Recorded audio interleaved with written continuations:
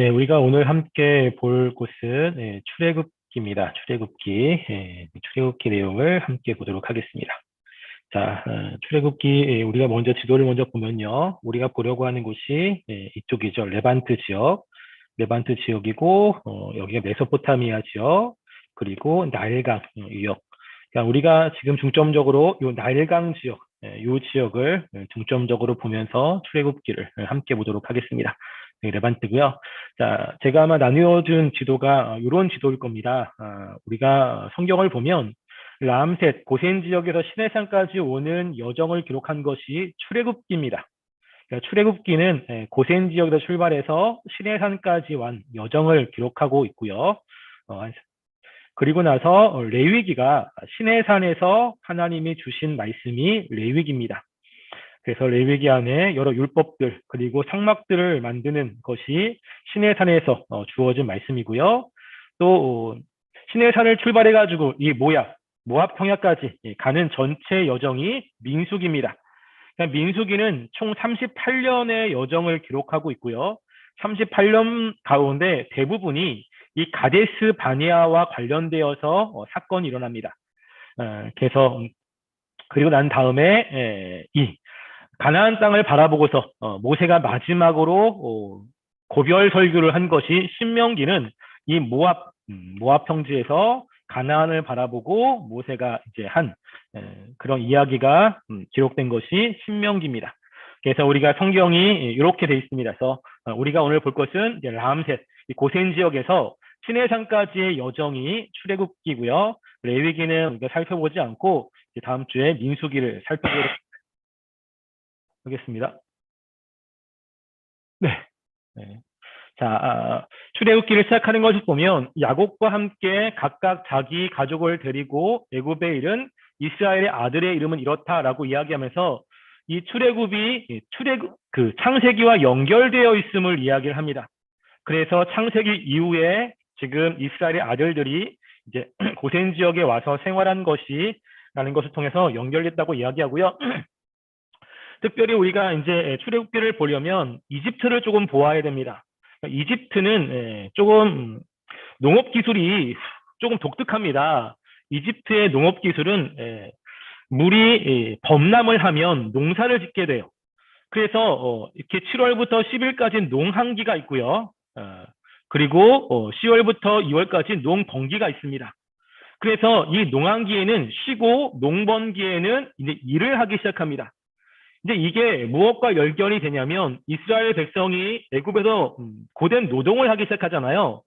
그러니까 그 이유가 왜 그러냐면 그 이집트는 태양신을 섬깁니다.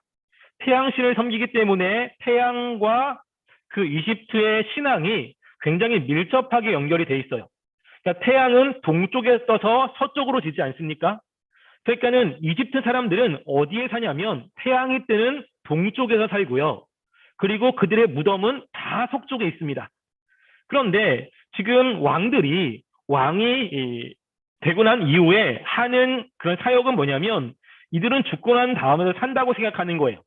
그래서 이 세상에서 사는 궁전과 함께 죽은 이후에도 살 수 있는 자기의 무덤을 만들기 시작합니다. 그래서 무덤이 보통 어디 있냐면 무덤이 서쪽에 있어요. 동쪽에는 자기가 사는 그러한 왕궁을 만들고 서쪽에는 무덤을 만듭니다. 그래서 이제 같이 진행이 되는 거예요.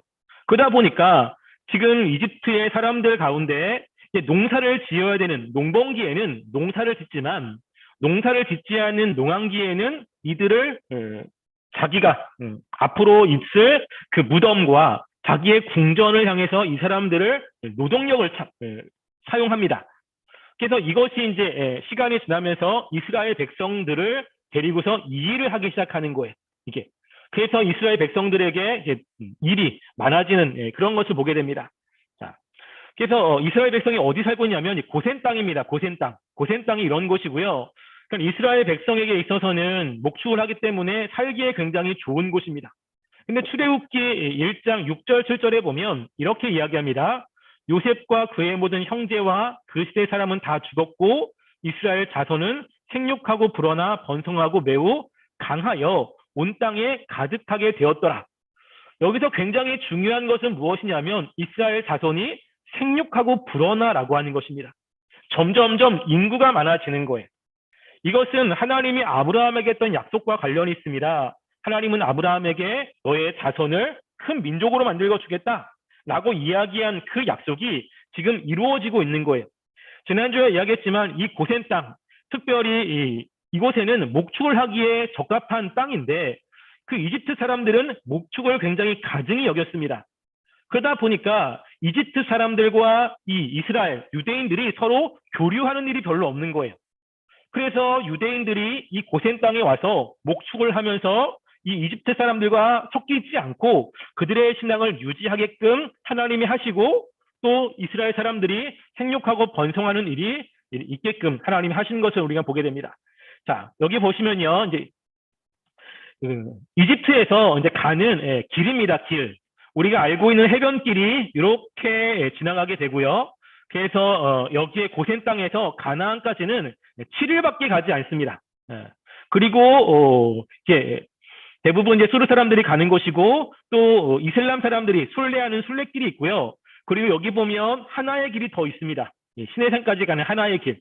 이것은 어디냐면 그 미디안 사람들이 여기 이제 살고 있는데 애굽 사람들이 미디안 사람들에게 가가지고 이쪽 지역에 아름다운 보석들이 되게 많습니다.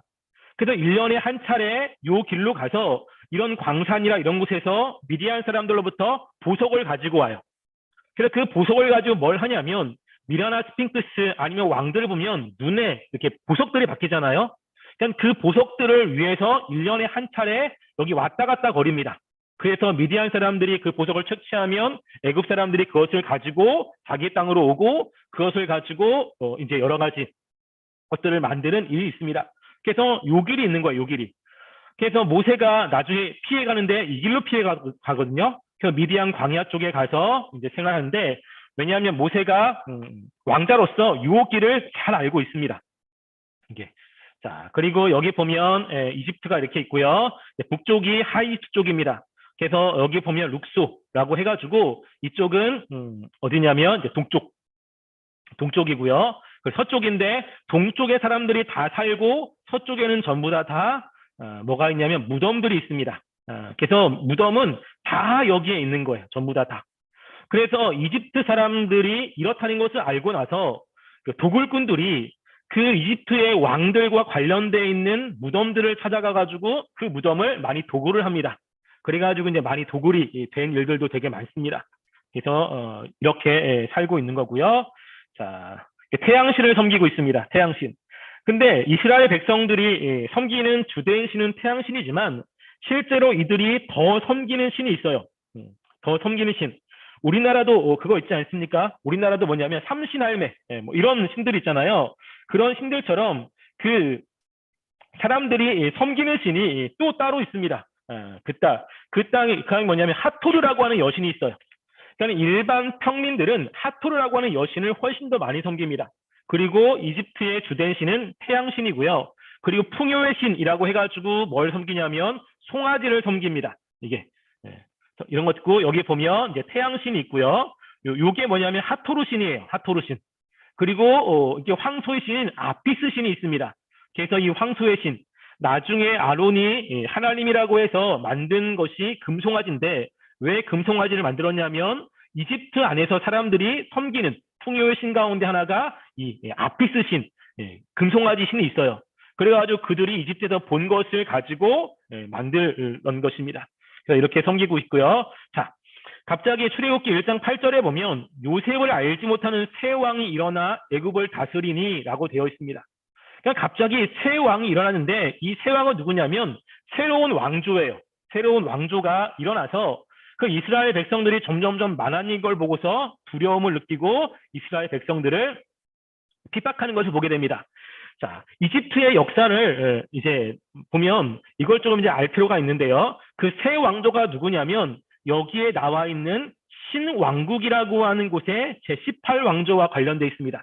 아마 이거는 제가 한글 파일로 해가지고 보내드렸을 거예요. 이분들. 자, 이집트의 역사가 굉장히 중요한데 뭐냐면 알렉산더 이후에 프톨레미 왕조에서 그 마네토라고 하는 사람을 통해서 이스라엘 역사를 정리하게 했습니다. 그래가지고 이 마네토가 이스라엘 역사를 전부 다 정리를 했는데 그 이스라엘 역사를 보면 몇 개의 특징들이 있는 거예요. 특징들. 그게 뭐냐면 중간에 중간기라고 하는 것이 있습니다. 그러니까 고왕국이 있고 1차 중간기, 그리고 중왕국, 2차 중간기, 신왕국, 그리고 후기왕조 이렇게 있는 거예요. 그러니까 고왕국하고 중간기 이 차이는 무엇이냐면 그 이집트를 다스릴 때 이 이집트를 다스리는 왕이 이집트 본토인이냐 아니면 외부에서 들어온 사람이냐에 따라서 이게 조금 나뉩니다. 그래서 이집트 본토인이 다스렸을 때 그때를 중왕국, 고왕국, 중왕국, 신왕국이라고 이야기하고요. 이집트인이 아니라 외부에서 특별히 이제 이스라엘 백성이 있었던 그 팔레스타인 지역 그쪽에서 왔던 사람들이 다스렸을 때가 이제 중간기라고 이야기를 하는 거예요. 중간기. 그래서 그 요셉 때는 언제냐면 중왕국 이때 요셉이 들어왔고요. 그리고 제2차 중간기에 가장 중요한 사람이 누구냐면 힉소스라고 해가지고 레반트에서 온 외국 출신의 지도자들이 온 겁니다. 그러니까 외국 출신의 특별히 이스라엘 백성들이 있었던 레반트 지역에서 왔기 때문에 같은 그 레반트 지역 사람인 이스라엘 백성들에게 관용 정책을 핀 거예요. 그런데 신왕국의 이제 제18 왕조 이제 모세와 관련된 제18 왕조는 누구냐면 이집트인입니다. 이집트인. 그러니까 이집트인이 딱 정권을 잡고 난 다음에 제일 경계할 사람이 누구냐면 외부인들이요. 외부인들.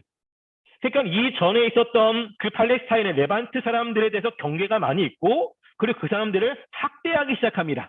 그 학대의 시작이 뭐냐면 바로 출애굽기의 배경이 되는 거예요. 그래서 이집트 사람들이 왕권을 잡고 난 다음에 그동안에 편안하게 지냈던 이 이스라엘 백성들에게 학대가 시작됐고 그들이 점점점 불어나기 시작하니까 여기에 겁을 낸 18왕조의 왕들이 이제 이스라엘 사람들을 이제 계속해서 핍박을 하기 시작합니다. 그럴 때 우리가 이렇게 보면요.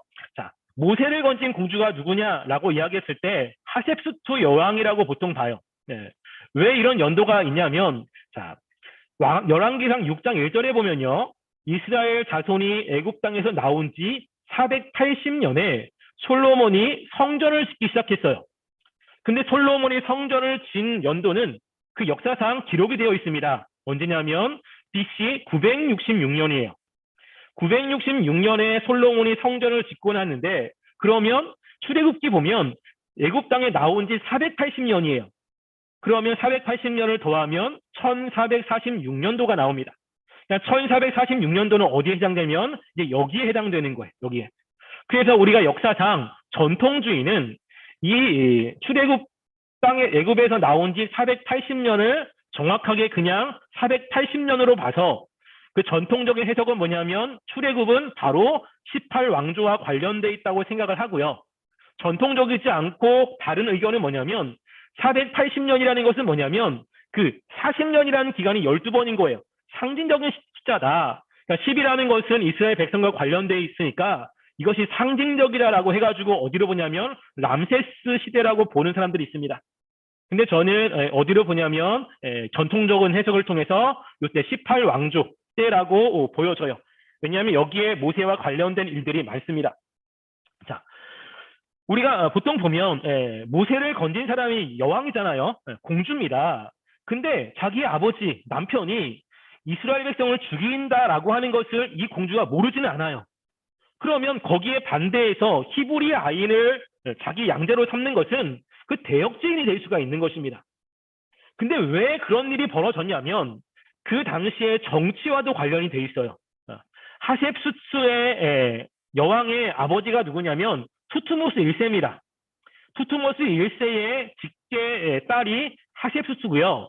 그리고 하셉수스의 남편이 누구냐면 투트모스 2세입니다. 그러니까 투트모스 2세는 진골이 아니라 성골이고요. 하셉수스는 진골이에요. 그런데 하셉수스가 투트모스 2세와 결혼을 한 이후에 투트모스 2세가 일찍 죽습니다. 일찍 죽는데 하셉수스 여인이 아들이 없는 거예요. 그러니까 하셉수스가 아들이 없다 보니까 이 투트모스가 첩을 얻었는데 그 첩을 통해서 아들이 낳은 겁니다. 그 아들이 누구냐면 투트모스 3세인 거예요.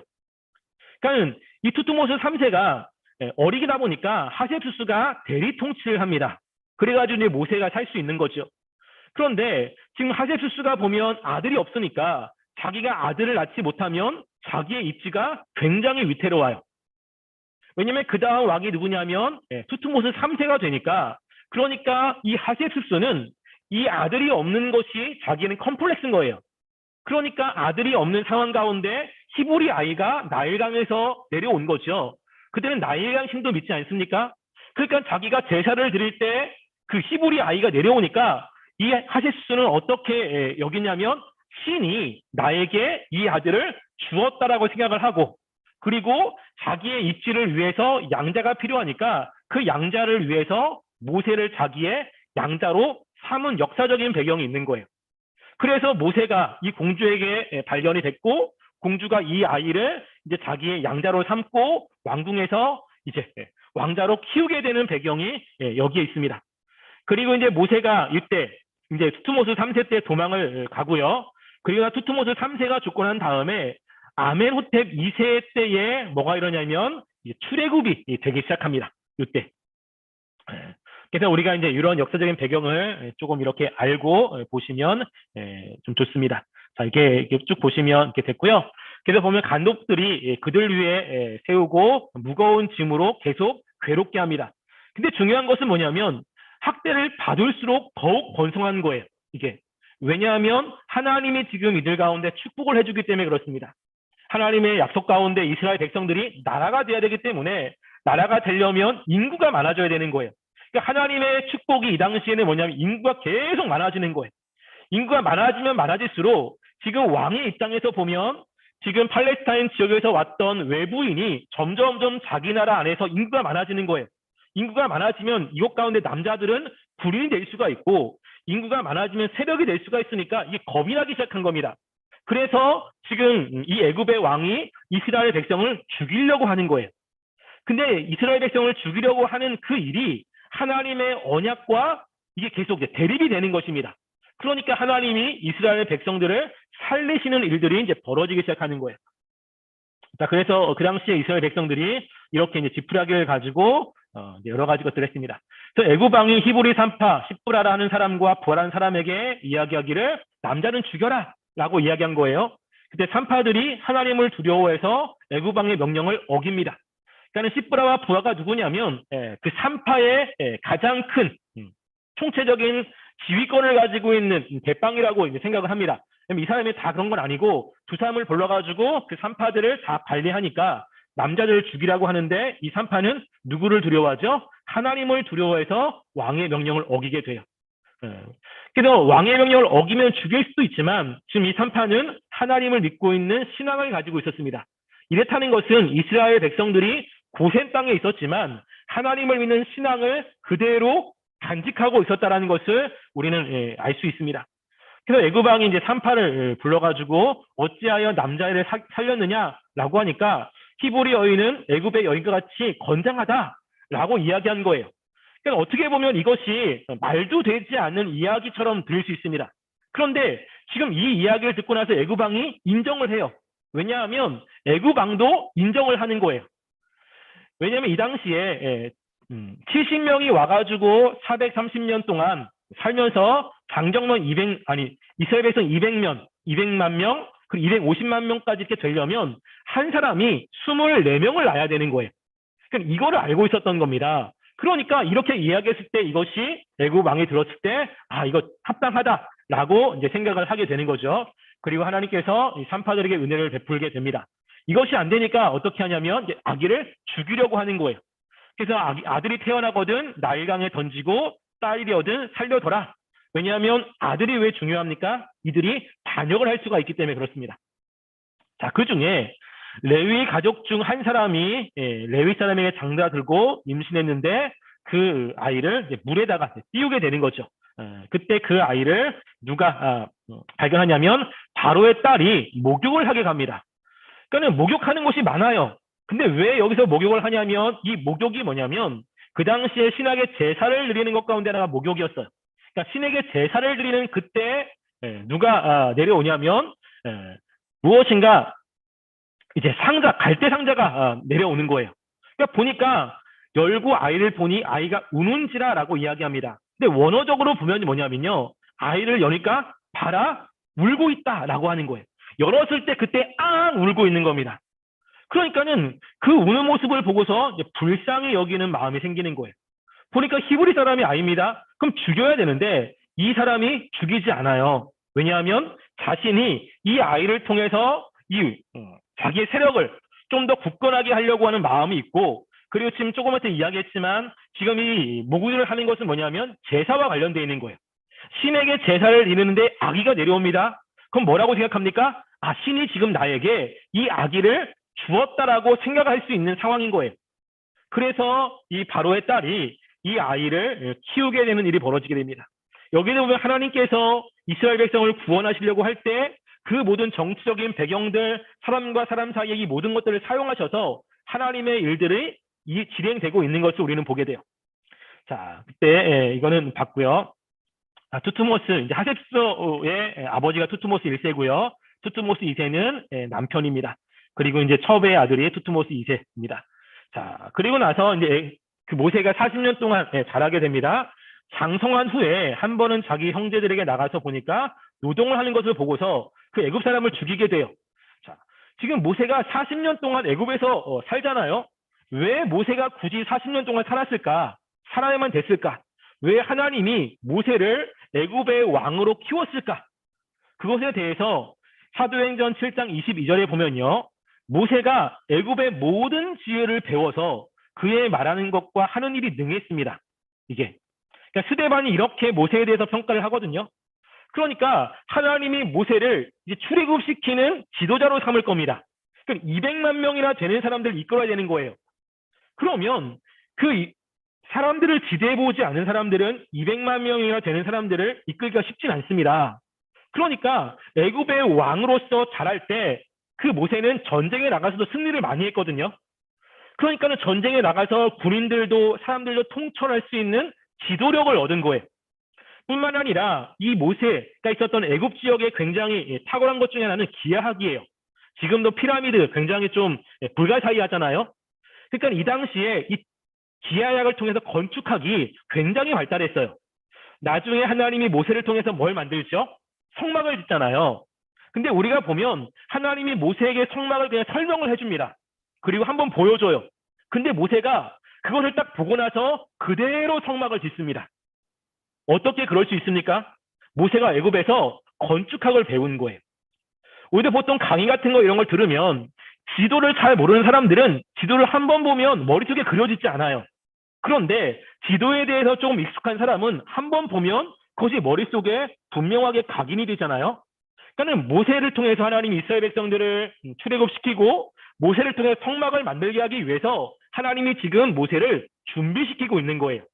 그래서 모세가 이제는 지도력도 있고 그리고 성막을 만들 수 있는 건축학, 기하학 이런 것에 대해서 탁월하게 배웠습니다. 그러니까 우리가 주님을 할 때 중요한 것 중에 하나가 무엇이냐면요. 준비돼야 돼요. 준비되지 않으면 하나님이 쓰시지 않습니다. 다윗도 마찬가지죠. 그러니까 우리가 열심히 신앙적인 것들만이 아니라 다른 것들도 준비돼야 하나님이 그것을 통해서 우리를 사용하시는 것을 보게 됩니다. 모세가 다 준비됐는데 준비되지 않은 것이 하나가 있어요. 그게 뭐냐면 자기 힘으로 하려고 하는 거예요. 자기 힘으로.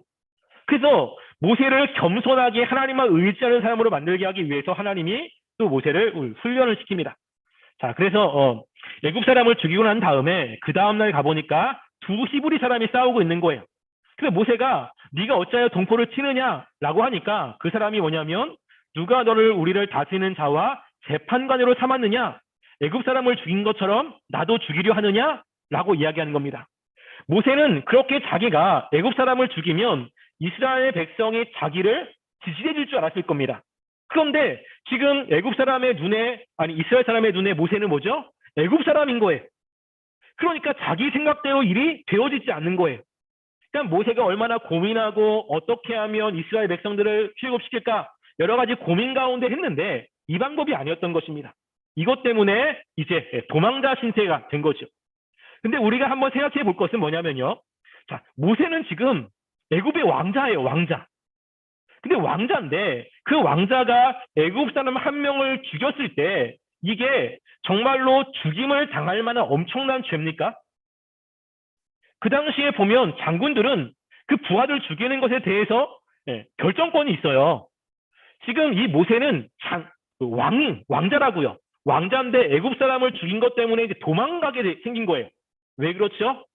지금 모세와 우리가 조금 전에 봤던 그 투투모스 2세가 투투모스 3세가 서로 경쟁 관계에 있는 겁니다. 그러니까 투투모스 3세는 모세를 보면 자기의 경쟁 관계가 있는 거예요. 그러니까 어떻게 해서든지 모세를 쫓아낼 빌미가 있어야 되는 겁니다. 근데 그 빌미 중에 하나가 무엇이에요? 모세가 히브리 사람을 위해서 애굽 사람을 죽였다. 이게 빌미가 돼서 모세가 도망자 신세가 되고 있는 겁니다. 그러니까 그 정치적인 것 가운데 모세는 이제 정치의 어떤 희생양처럼 이제 도망가게 되는 거죠.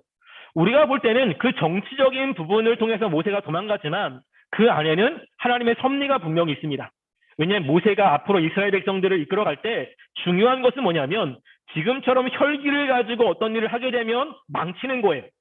그러니까 모세가 40년 동안 뭘 훈련받냐면 자기를 내려놓는 거, 혈기를 내려놓는 거, 이런 것들을 40년 동안 훈련을 받게 됩니다. 자, 그래서 모세가 도망가게 돼요. 바로가 이 일을 듣고 모세를 죽이고자 하여 찾은지라. 그러니까 모세가 바로의 낯을 피하여 미디안 땅으로 가게 됩니다. 자, 미디안 땅은 바로 이쪽이에요. 이쪽으로 모세가 계속 도망가는 겁니다. 왜 이쪽으로 도망갔냐면 조금 처음에 이야기했듯이 이 애굽 사람들이 보석을 얻기 위해서 이 미디안 사람들의 광산 일로 찾아가요.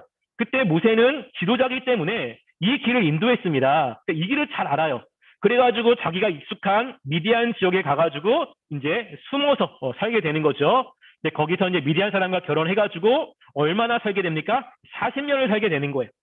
근데 이쪽 지역에 중요한 것 중에 하나가 뭐냐면 사라빗 엘 하담이라고 하는 이 지역이 있는데 제가 여군요. 이 지역에 많은 것은 뭐냐면 뱀이 굉장히 많습니다. 그러니까 뱀신을 여기서 숭배를 하게 돼요.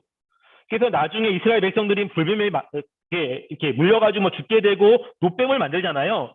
요 당시에 노뱀을 숭배하는 이런 문화들이 요 지역에 있어요. 그래가지고 그게 그냥 만든 게 아니라 그 당시에 숭배하는 그런 노뱀들 또 뱀이 많다 보니까 이런 것들을 하나님이 사용하셔가지고 말씀을 하고 있는 것입니다. 자, 그때 이제 모세가 그곳에 가가지고 이제 동침하여 생활하게 되는데 그래서 아들을 낳지요. 게르솜. 내가 타국에서 나그네가 되었다라고 하고요. 뭐 그 다음에 또 아들을 낳게 됩니다.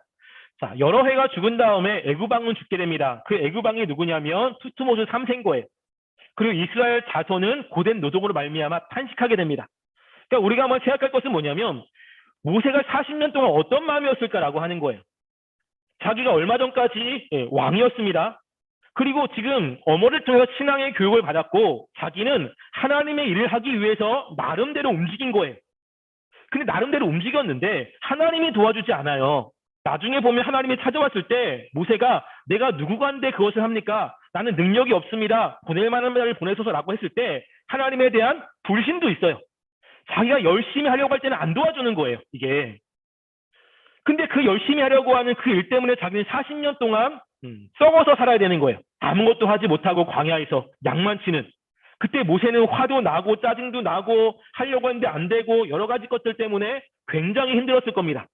하나님이 뭘 훈련시키고 있는 거냐면 모세의 그런 마음들, 하나님을 의지하는 자기 힘으로 할 수 없는 상태까지 완전히 모세를 훈련시키고 있는 모습을 보게 돼요. 그리고 하나님의 때가 되었습니다. 하나님의 때가 된 후에 모세를 죽이려고 하는 애굽왕이 죽게 되고 이스라엘 백성은 계속 고통을 당하는 거예요. 그러니까 모세가 일했을 그 40년 전에 일하면 참 좋은데 지금 그때 일하지 않고 하나님께서는 40년 동안 기다리고 있는 거예요. 누구를 기다렸을까요? 모세가 훈련 받을 때까지 기다리고 있는 거예요. 그러니까 하나님께서 우리가 열심히 기도하고 했을 때 하나님이 우리의 기도를 안 들으셨다가 아니라 하나님은 기다리시는 거예요. 하나님의 일을 하기에 적절한 사람들이 나타나길 때 하나님의 일을 할 적절한 시기까지 기다리는 것입니다. 그때가 되었을 때 성경은 뭐라고 이야기하냐면 그 고된 노동으로 말미암아 부르짖는 소리가 하나님께 상달된지라 하나님이 그들의 소리를 들으시고 하나님이 아브라함과 이삭과 야곱에게 세운 그의 언약을 기억하사 하나님이 그들을 돌보시고 기억하셨어요. 이때 이제 출발을 하기 시작하는 겁니다. 그래서 하나님께서 하나님의 때에 이제 움직이기 시작하는 거예요. 자, 그때 모세에게 찾아옵니다. 자, 모세가 그의 장인 미디안 제사장 이드로의 양떼를 치더니 그때가 광야 서쪽이라고 했는데 히브리 원어적으로 뭐냐면 뒤쪽이에요. 뒤쪽.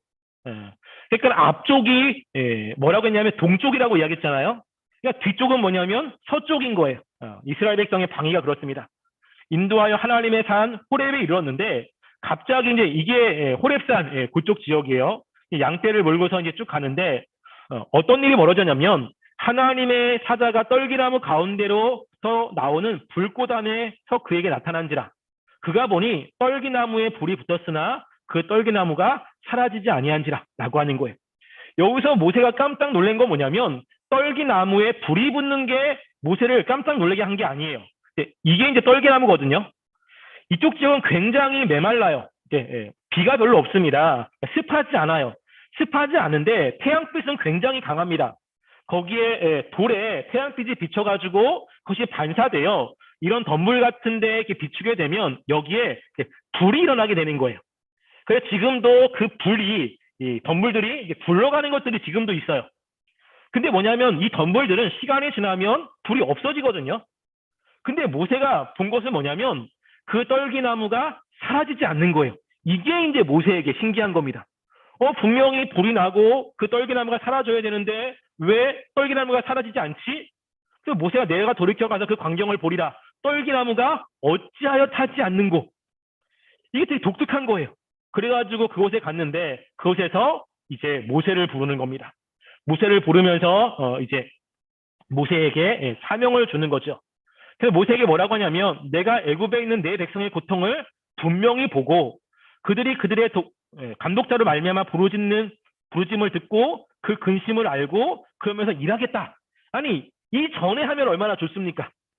그러니까 이스라엘 백성이 부르짖는 이것이 지금만 부르짖는 게 아니거든요. 이 전에도 계속 불러주셨어요. 근데 그 전에는 안 들으셨는가? 아니에요. 들으셨어요. 근데 왜 그 전에는 가만히 둡니까? 아직 하나님이 일하시는 때가 아직 아닌 거예요. 그래서 하나님이 일하시는 그때 움직이는 거예요. 그래서 우리가 기도를 계속 하면 하나님이 일하시는 그때 이제 하나님이 하시는데 우리가 이제 그때가 언제인지를 알 수 있습니다. 그것들을 이제 깨달을 수 있게 되는 거죠. 그러면서 하나님께서는 이제 약속에 의해서 움직이겠다라고 이야기합니다. 근데 모세가 하나님의 말씀을 듣고 난 다음에 지금 요 이야기를 누가 하냐면 하나님이 하고 계시는 거예요. 하나님이 직접 떨기나무 가운데 말씀을 하고 있는 것입니다. 근데 모세가 원하면 내가 누구이기에 바로에게 가며 이스라엘 자손 애굽에서 인도하리이까? 라고 이야기하는 거예요. 아니 하나님이 말씀하는데 어떻게 이럴 수 있습니까? 지금 모세의 마음가짐은 뭐냐면 불신이 있는 거예요. 자신이 하려고 했을 때는 하지 않고 이제서야 80살이 되었고 40년 동안 미디안 광야에서 양이나 치고 자기 뒤에는 이제 군사도 없어요. 자기를 따르는 사람 아무도 없어요. 자기 혼자 애굽에 가봐야 자기를 죽이려고 하는 왕도 있고 애굽을 자기 혼자 이길 수가 없는 겁니다. 아무것도 할 수 없는데 왜 이때 와가지고 나에게 와서 이런 말씀을 하십니까? 항중에 있습니다. 근데 하나님이 언제 일하시죠? 하나님이 우리의 모든 것을 내려놓을 때 일하세요. 그래서 우리의 믿음의 선배들이 뭐라고 이야기를 했냐면 내가 일할 때는 내가 일하지만 내가 기도할 때는 하나님이 일하신다고 이야기합니다. 내가 무엇인가 하려고 할 때는 하나님이 그냥 두시는 거예요. 내려놓고 하나님만 의지하며 나아갈 때 하나님이 그때 일하시는데 모세가 자기의 혈기를 내려놓고 하나님 앞에 나는 할 수 없습니다 라고 이야기할 때까지 몇 년이 걸린 겁니까? 40년이 걸린 거예요. 40년. 이게 40년이 되어서 야 이제 됐다. 모세가 아니라 하나님을 의지할 만한 사람이 되었을 때 하나님이 이제 모세를 찾아오셔서 하나님의 일을 이야기합니다. 이전에 이야기했다면 제가 가겠습니다. 제가 하겠습니다라고 이야기했겠죠. 근데 모세의 능력으로 할 수 있는 역사가 아니에요. 이게. 그러니까 하나님이 이렇게 이야기가 뭐라고 합니까? 내가 반드시 너와 함께 하겠다. 라고 하면서 함께하는 증거가 뭐냐면 이 산에서 하나님을 섬길 것이다. 라고 이야기합니다. 그런데도 보면 모세가 계속해서 이제 거부를 해요. 그래서 조상 나에게 와서 이야기한 사람이 누구냐고 이야기합니까? 라고 했을 때 하나님 이름을 이야기하죠. 나는 스스로 있는 자이다. 라고 했을 때 이것이 이제 야훼라고 하는 뜻입니다. 그리고 모세가 또 이제 자, 이야기를 해요. 하나님께서 쭉 계획을 말씀하시고 모세가 뭐냐면 그들이 나를 믿지 아니하면 어떻게 합니까? 라고 했을 때 뭐냐면 지팡이를 던져라. 그럼 그 지팡이가 뱀이 되죠. 그 뱀이 뱀을 모세가 잡았더니 다시 지팡이가 됩니다. 왜냐하면 왜 뱀을 하냐면 그 당시에 이제 뱀과 관련된 그런 일들이 있습니다. 그리고 처음에 이야기했듯이 그 남쪽에 있는 이집트의 상징이 뭐냐면 뱀이에요, 뱀. 그러니까 이것을 통해서 모세에게 그 하 이집트를 하나님의 능력으로 멸망시킬 것이다 라는 것들을 이제 보여주고 있습니다. 또 뭐냐면 손에 품을 넘게 되는 거예요. 그러니까 손을 품에 넣으니까 나병이 생기고 또 넣으니까 본래 살이 되고 하나님의 능력을 보여주는 겁니다. 그리고서 가라고 이야기하죠. 그럼 이제 가야 되는데 또 핑계를 댑니다. 뭐라고 하냐면 나는 본래 말을 잘하지 못하는 자입니다. 그러니까 하나님께서는 누가 입을 지었느냐 또 계속 이야기를 해요. 마지막에 뭐냐면 보낼 만한 자를 보내소서 라고 했을 때 하나님께서 노하십니다. 노하시면서 막 이야기를 하죠. 우리가 여기서 하나 또 볼 것은 뭐냐면요. 지금 모세는 피조물이에요.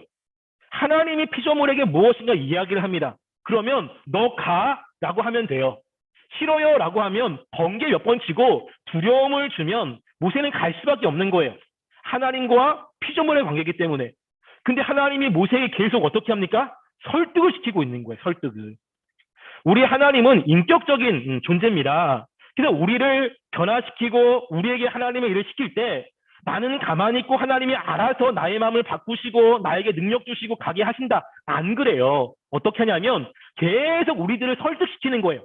말씀을 통해서 듣게 하시고 그 말씀을 통해서 그래야 내가 하나님의 말씀대로 살아야지 이렇게 동의하며 마음을 바꾸는 것을 하게 만드신다라고 하는 거예요.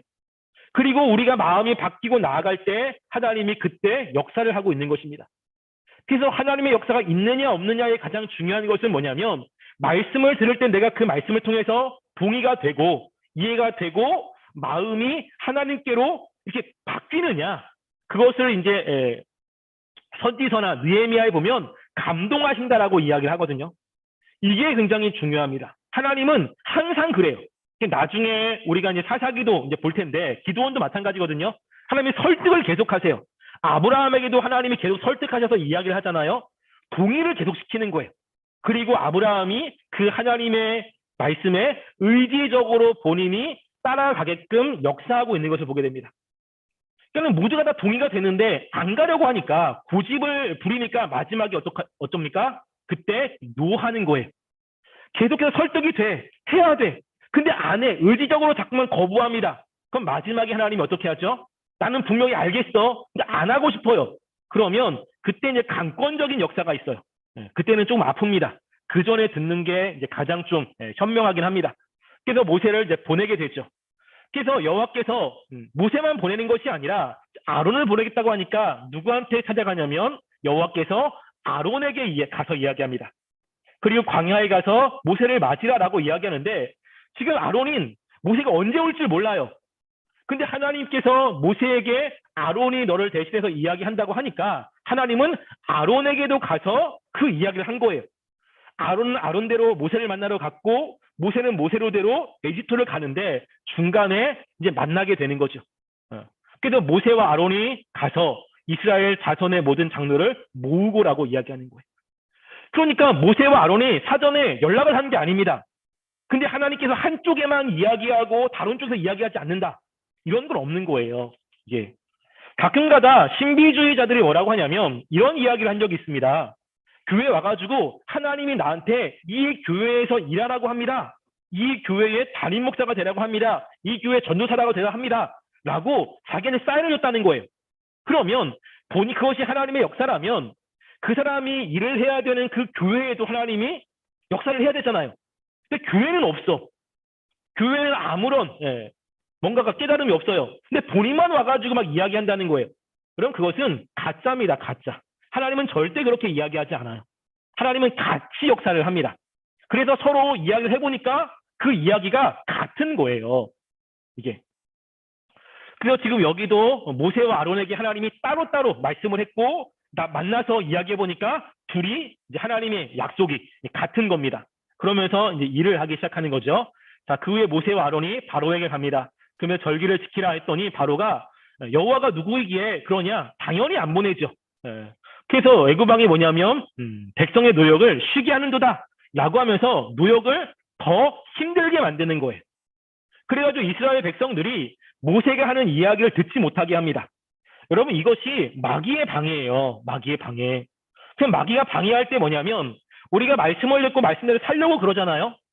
그런데 열심히 살면 참 좋은데 자꾸만 열심히 살지 못하게 뭐냐면 바쁘게 만들어요. 바쁘게. 그래서 예배도 못 드리게 하고 말씀도 못 듣게 하고 기도도 못하게 하면서 바빠가지고 일을 더 못하게 하는 일들이 막 벌어지기 시작하는 거예요. 우리가 그때 생각하셔야 돼요. 뭐죠? 지금 방해를 하고 있는 거예요. 하나님의 말씀대로 살지 못하도록. 그래서 지금 이 바로가 모세를 통해서 하나님께서 이스라엘 백성을 출애굽시키려고 하는데 이 바로가 방해하는데 그 방해가 뭐냐면 이스라엘 백성들에게 더 힘든 노동을 시켜가지고 그 모세의 이야기를 듣지 못하게 만들고 있는 거예요. 이게. 그러니까 그거를 모르는 이스라엘 백성들은 감독관과 교육관들이 가가지고 왜 우리한테 이렇게 벽돌을 주지 않느냐 막 항의를 하죠.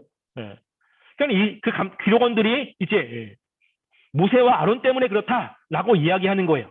근데 그 얘기를 듣고서 나올 때 뭐라고 하냐면 20절에 그들이 바로를 떠나 나올 때 모세와 아론이 길에 서 있는 것을 보고 그들이 이르되 너희가 우리를 바로의 눈과 그의 신하의 눈에 미운 것이 되게 하고 그들의 손에 칼을 주어 우리를 죽이게 하는도다. 여호와는 너희를 살피시고 판단하기를 원한다라고 이야기하는 거예요.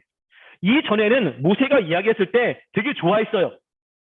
근데 그들은 쉽게 갈 줄 알았던 거죠. 근데 삶이 어려우니까 뭐라고 합니까? 모세에게 여호와께서 너희를 살피시기 원한다. 너를 하나님이 보낸 거 아니야. 자꾸만 하나님이 보낸 모세를 이스라엘 백성들이 거부하기 시작하는 거예요. 그 이유가 무엇입니까? 삶이 힘들기 때문에 그래요. 하나님의 일을 하면 어려움이 있는데 자꾸 어려움이 있으니까 야 그러면 나 안 믿겠어. 그렇게 말씀대로 살라고 하지 마. 자꾸만 거부감을 갖게 만들고 있는 거예요. 이게 지금 바로가 하고 있는 것이 이제 이런 일입니다. 그러니까 모세도 굉장히 힘든 거예요.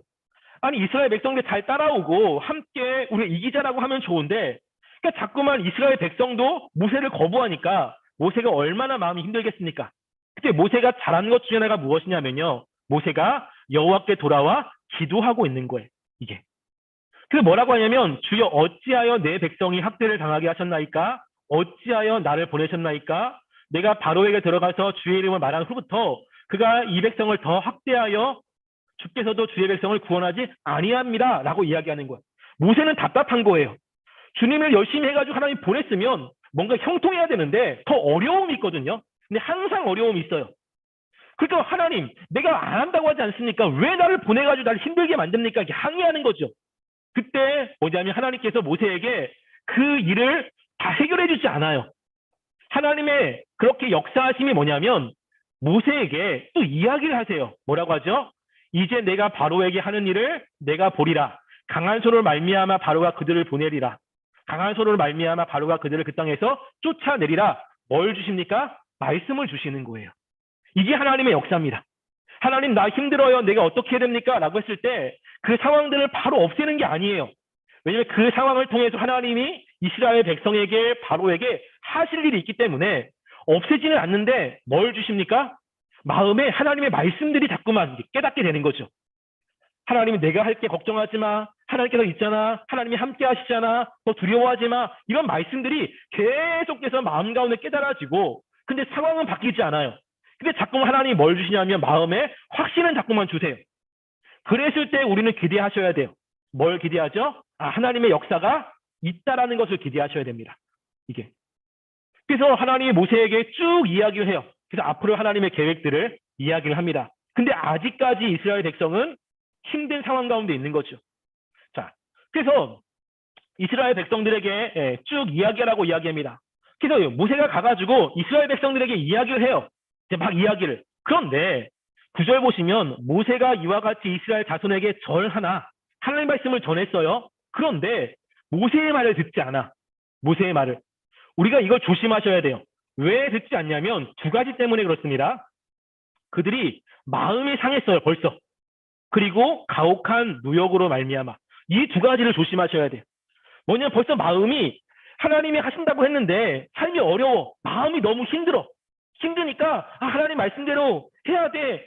그러면 자꾸만 그것 때문에 힘든 것이 더 생기잖아요. 그러니까 마음에 여유가 없고 자꾸만 힘들기만 해. 그러면 말씀을 거부하기 시작합니다. 두 번째는 뭐냐면 삶이 힘들어요. 계속 일이 많아. 시간도 별로 없고 몸도 힘들고 그냥 몸과 마음이 다 힘들면 하나님의 말씀을 듣지 않습니다. 그것이 하나님의 말씀이라도 그 말씀을 거부하게 되는 일들이 있는 거예요. 이거를 우리가 되게 조심하셔야 돼요. 그래서 우리가 너무 바쁘면 안 되고요. 마음이 너무 분주하거나 너무 힘들면 안 돼요. 이거를 우리가 되게 조심해야 돼요. 근데 지금 마음이 사람과 가혹한 노역을 누가 만들었냐면 바로가 이렇게 만든 거예요. 마귀는 자꾸만 우리를 바쁘게 만들고요. 마음을 힘들게 만들어요. 그래서 말씀을 듣는 그 시간에 말씀을 못 듣게 하고 말씀을 들었을 때 내가 과연 할 수 있을까? 너무 힘들다. 안 하고 싶다. 이런 마음을 갖게 만듭니다. 이게 뭐냐면 이게 마귀가 지금 우리들에게 말씀대로 살지 못하게 하고 있는 하나의 현상들이에요. 자, 그때 여호와께서 또 모세에게 또 이야기합니다. 그걸 듣고 나서 하나님이 또 위로를 주시는 거예요. 들어가서 이제 이스라엘 백성을 보내라 하라라고 해가지고 이제 쭉 이야기를 합니다. 그래서 가가지고 뭘 하냐면 이제 뱀 그런 이적도 보내고요. 근데 현인들도 똑같이 하는 거예요. 현인들도. 근데 뭐냐면 아론의 지팡이가 그들의 지팡이를 삼켜요. 그러니까 바로의 마음이 또 완악하게 돼가지고 여호와의 말씀을 듣지 않습니다. 이때 그 현인들이 누구냐면 디모데후서 3장 8절에 보면 얀네와 얀보레가 모세를 대적한 것 같이라고 하면서 이 신약 성경에 이 사람들이 누군지에 대해서 이름을 이제 기록하고 있습니다. 자, 그때 10가지 재앙이 나오기 시작하죠. 그는 뭐냐면 피, 개구리, 파리, 그리고 이 10가지 재앙들을 이렇게 내립니다. 이 10가지 재앙들을 통해서 우리가 바로의 모습을 잘 보셔야 돼요. 그러니까 바로는 하나님의 백성이 아니잖아요. 그런데 이 재앙 때문에 힘들어요. 그때 바로는 뭐라고 이야기하냐면 내가 너희들을 보낼게. 하나님의 말씀대로 너희들을 출애굽시킬게라고 반응하는 거예요. 어떻게 보면 그 재앙 때문에 하나님을 믿은 것처럼 보이잖아요. 근데 이 바로가 믿지 않았다는 것은 무엇이냐? 어떻게 증명할 수 있냐면 그 재앙이 없어지고 삶이 편안하면 예전으로 돌아오게 됩니다. 그러니까 무엇인가 어려움이 있어요. 하나님을 찾아요. 하나님밖에 없습니다라고 합니다. 근데 정말로 그 신앙이 정말 하나님을 믿는 신앙이라면 어려움이 없어도 하나님을 믿는 방향으로 나가야 되는데 어려움이 없으면 또다시 옛날 상황으로 도망가요. 여러분 그러면 그 신앙이 과연 진짜 신앙인가 한번 생각해 봐야 돼요. 바로가 그렇거든요. 바로가. 어려움이 있으면 야 너무 어렵다. 내가 너희들을 보낼게. 내가 너희들에게 이렇게 할게. 야 한 번만 기도해줘라. 내가 널 다 할게라고 이야기합니다. 그런데 어려움이 없으면 또다시 마음이 완악해져서 내가 언제 그랬어? 이렇게 돌아가는 거예요. 그래서 하나님을 믿는 신앙은 그런 게 아니잖아요. 그래서 마태복음에 보면 그 마지막에 구원받는 사람에 대해서 이야기할 때 뭐라고 이야기하냐면 믿음을 지키는 것이 굉장히 어렵거든요. 그런데 끝까지 견디는 자가 구원을 얻으리라 라고 이야기합니다. 끝까지 그 믿음을 내가 가지고 있는 거예요. 그런 사람들만 구원을 얻는 거죠. 그래서 지금 이 바로가 10가지 재앙을 통해서 이제 하나님의 역사를 보게 되죠. 그때 이제 10가지 재앙 가운데 마지막 재앙을 보면 자, 여호와께서 애굽 사람들에게 재앙을 내리시려고 지나가실 때에 문 임판과 좌우 문설주의 피를 보시면 여호와께서 너무하겠다라고 해서 이것을 유월절. 그래서 어린 양의 피 있잖아요. 그 어린 양의 피가 누굽니까? 이제 예수님을 상징하고 있죠. 그래서 밤중에 여호와께서 애굽 땅에서 모든 처음 난 사람들을 자, 왕위에 앉은 바로의 장자부터 시작해서 옥에 갇힌 사람의 장자까지와 가축의 처음 난 모든 것을 다 쳤어요. 이게 그러니까 뭐죠? 왕도 소용이 없는 거예요. 하나님의 그런 심판 가운데는 그 신분고와 이게 필요가 없는 겁니다. 하나님이 다 죽이시는 거예요. 유일하게 누구에게만 어린 양의 피를 양 문설주에 바른 사람에게만. 그러니까 그 문설주를 바른 집안에 있는 사람은 다 산 거예요. 근데 집안에 있는 사람이 누구냐? 상관이 없어요. 애굽 사람이냐, 이스라엘 사람이냐, 아니면 노예냐, 아니면 죄인이냐 아무 상관이 없어요. 뭐가 중요하죠? 피가 있느냐 없느냐라고 하는 겁니다. 이스라엘 백성인데 그때 피를 안 바르고 문 밖에 있어요. 그럼 어떻게 되죠? 죽는 거예요. 그러니까 애굽 사람도 야, 이 이야기를 듣고 나서 내가 어린 양의 피를 문서체에 발라야겠다라고 한다면 애굽 사람도 사는 것입니다. 무엇이죠? 믿음이라고 하는 거예요. 하나님의 말씀을 믿고 그대로 실행한 사람은 사는 거고요. 하나님의 말씀을 믿지 못하고 안 한 사람은 죽는 거예요. 하나님께서 이스라엘 백성만 구원하신 것이 아니라 이때 이제 이스라엘 백성이 출애굽할 때 잡족들도 있거든요. 그러니까 다른 민족들도 같이 여기에 동참을 했다는 것입니다. 그래서 그들이 하나님 여호와를 믿고 이제 하나님의 구원의 그 백성으로서 살아가게 되는 겁니다. 이게 자, 그래서 그 밤에 이제 바로가 아들이 죽었어요. 그러니까 모세 왕을 불러가지고 너희 말대로 여호와를 섬겨라. 양과 소와 모든 것을 다 가져가라. 그러면서 이제 이스라엘 백성들을 이제 보내죠. 그때 이제 이스라엘 자손이 모세의 말대로 애굽 사람에게 은금 패물과 을복을 구하게 합니다. 그러니까 정신없는 상황인데 가가지고 은과 금, 을복을 달라고 해요. 애굽 사람이 얼마나 짜증났겠습니까? 지금 자기의 장자가 죽었어요. 그러니까 얼마나 슬픕니까? 근데 와가지고 달라고 그러면 주겠습니까? 그런데 여호와께서 애굽 사람들에게 이스라엘 백성에게 은혜를 입게 하셔가지고 구하는 대로 다 주게 했습니다. 이게 왜냐하면 이 말씀이 그 모세가 출애굽기 3장에 하나님과 대면했을 때 이 이야기를 해요. 그대로 이제 이루어지기 시작하는 겁니다. 자, 한번 생각해 보세요. 이스라엘 백성이 40년간 광야 생활을 하게 됩니다. 광야 생활할 때 은금 패물이 왜 중요하죠? 네, 은금 패물이 은금 패물이 중요한 이유는 뭐냐면 하나님께서 이스라엘 백성들을 보낼 때 거기서 뭘 하냐면 자, 출애굽기 여기 보면요. 여호와께서 모세에게 말씀하시되 이스라엘 자손에게 명령하여 내게 예물을 가져오라 하고 그것의 예물을 가져오라고 합니다. 왜냐하면 성소를 그들이 나를 위해 짓게 하기 위한 거예요. 그러니까 왜 이게 필요하냐면 이스라엘 백성은 노예들이에요. 노예들이기 때문에 금과 은이 없어요. 이들에게는. 근데 앞으로 하나님은 이스라엘 백성과 언약을 체결하고 하나님이 있어야 되는 성막을 지어야 되는데 거기에는 이제 은금패물, 금이 필요합니다.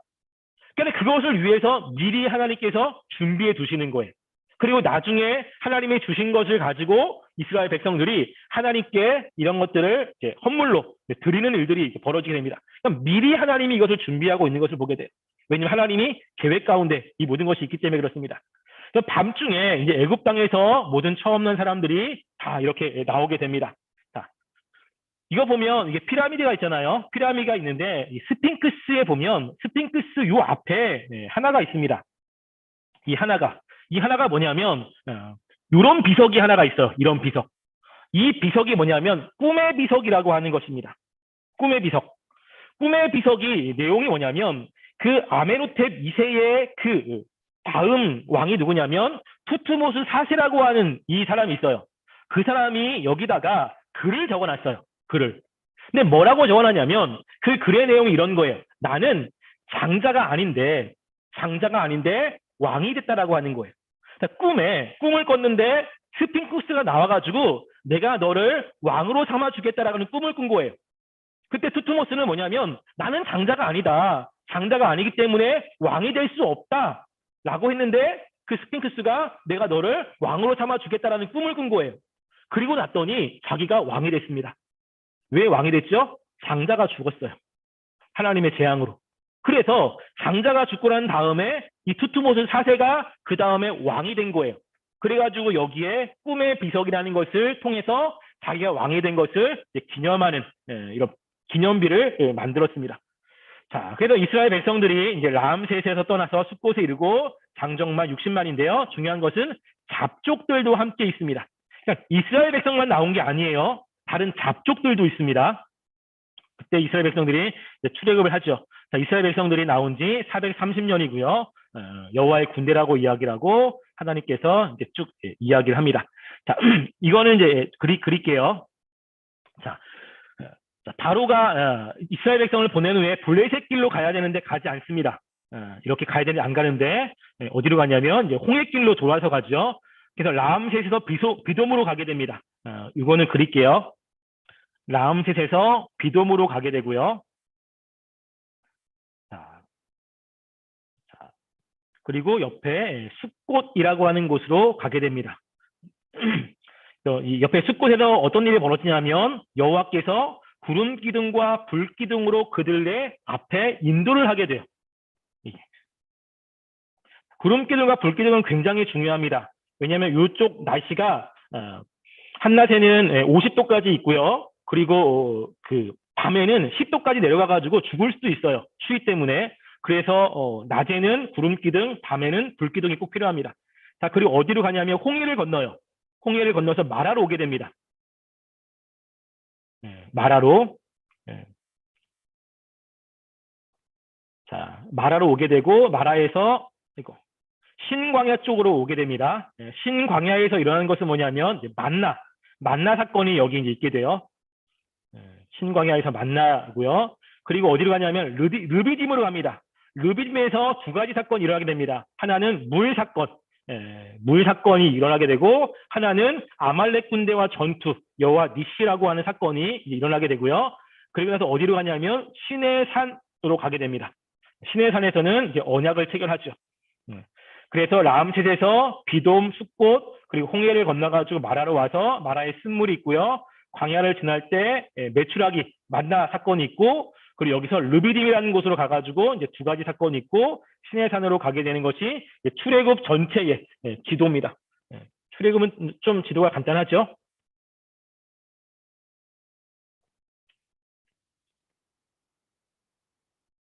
자, 있으면 사건들을 보도록 하겠습니다. 자, 모세가 여호와께서 모세에게 일으켜서 뭐냐면, 자, 너희들이 바다와 믹돌 사이 비하히롯 앞 곧 바알스온 맞은편 바닷가에 장막을 쳐라. 그러니까 이스라엘 백성들은 쉽게 갈 수 있는 거예요. 이쪽으로. 근데 왜 돌아서 가죠? 그 중에 하나는 이스라엘 백성들 때문이에요. 전쟁을 보면 두려워서 도망갑니다. 왜냐하면 이스라엘 백성은 군인들이 아니에요. 다 노예로 생활했기 때문에 전쟁을 할 수가 없어요. 그래서 하나님은 이스라엘 백성들 때문에 고려해서 가는 거예요. 근데 이스라엘 백성들은 빨리빨리 가려고 그러잖아요. 그리고 또 하나는 뭐냐면 하나님이 모세를 통해서 시내산에서 이스라엘 백성이 나를 섬길 것이라고 이야기했습니다. 그래서 이쪽 길로 하나님께서 인도하시고 이스라엘 백성을 보호하시고 시내산의 언약을 체결하시고 하나님의 계획 가운데 이쪽으로 가게 되는 거예요. 그러니까 우리는 하나님 빨리 이 문제를 해결했으면 좋겠습니다. 빨리빨로 이야기하지만 하나님이 천천히 갈 때는 나름대로 이유가 있는 것입니다. 그래서 가게 되는데 바로가 이스라엘 자손에게 이야기합니다. 그들이 그 땅에서 멀리 떠나 광야에 갇힌 바 되었다라고 하는 거예요. 그러니까 지금 고센에서 가가지고 홍해로 가는데 앞에는 바다요. 홍해. 그러니까 바로가 생각할 때 우리가 가면 그들을 다시 데려올 수 있다라고 생각하는 거예요. 그때 장자가 죽었을 때는 이 문제가 너무 크니까 야 그냥 가라고 했는데 나중에 정신을 차리고 보니까 이스라엘 백성들이 나가면 그 일은 다 누가 합니까? 그러니까 이게 이제 아쉬운 거예요. 그러니까 다시 가서 잡아와야겠다라고 마음이 완악하게 돼요. 제가 이야기했잖아요. 하나님의 그런 은혜, 그리고 믿음이 아니면 마음이 계속 바뀐다고. 그래서 바로가 군대를 이끌고 그 뒤를 따라가게 됩니다. 그래서 애굽 사람들이 하나님께서 뭐라고 하냐면 나를 여호와인 줄 알게 하겠다라고 이야기해요. 그래서 이제 가게 됩니다. 자, 백성이 도망간 사실을 알게 되고 바로가 이제 추적을 하게 되죠. 자, 보면 바로가 가까이 올 때 이스라엘 자손의 눈으로 봤습니다. 그러니까 애굽 사람이 자기 뒤에 이르렀어요. 그러니까 이스라엘 자손이 심히 두려워합니다. 그리고 하나님께 부르짖고 모세에게 이야기하죠. 왜 우리를 이곳 가운데 불러가지고 죽게 만드느냐라고 이야기합니다. 믿음이 별로 없죠. 구원은 받았지만 하나님에 대해서 경험도 없고 잘 몰라요. 그러니까 하나님을 믿었지만 어려움이 있으면 불평과 불만이 나오는 것이 한편으로는 너무 당연할 수 있습니다. 그래가지고 자신이 이제 피할 수 있는 길이 없는 거죠. 자, 그럴 때 뭐라고 하냐면 모세가 중요한 게 뭐냐면 지도자입니다. 모세가 백성에게 이야기하기를 너희는 두려워하지 말고 가만히 서서 여호와께서 오늘 너희를 위하여 행하시는 구원을 봐라 라고 하면서 하나님이 역사할 것을 이야기를 하는 거예요. 그래서 여호와께서 너희를 위해서 싸우시리라. 이스라엘 백성이 할 건 없어요. 왜냐하면 이스라엘 백성은 하나님을 온전히 신뢰하지 못합니다. 그래서 출애굽할 때는 이스라엘 백성들이 하는 게 아무것도 없어요. 그런데 우리가 이 뒤에 이스라엘 백성이 강을 한 번 더 건넙니다. 어떤 강을 건너죠? 요단강을 건너요. 그때는 달라요. 그때는 이스라엘 백성이 언약궤를 메고 요단강을 먼저 가야 되는 거예요. 왜냐하면 그때는 하나님의 역사를 이들이 알아요. 하나님이 어떤 분인지를 경험을 했습니다. 그렇기 때문에 지금은 하나님이 어떤 분인지 모르니까 하나님이 그냥 다 해주세요. 특별히 믿음이 없고 두렵고 그래서 자꾸만 넘어져도 하나님이 다 알아서 하십니다. 그런데 점점점 신앙의 연조가 쌓이고 하나님을 알게 되고 그리고 하나님에 대한 경험이 있으면 그 다음에는 달라요. 그 다음에는 하나님이 다 하는 게 아니라 우리들한테 먼저 하라고 이야기합니다. 그래서 우리가 먼저 하나님 말씀에 순종하면 그때 하나님이 역사를 하게 되는 거예요. 우리는 참 홍해를 좋아하죠. 내가 뭔가를 하지 않아도 하나님이 다 하면 너무너무 좋아해요.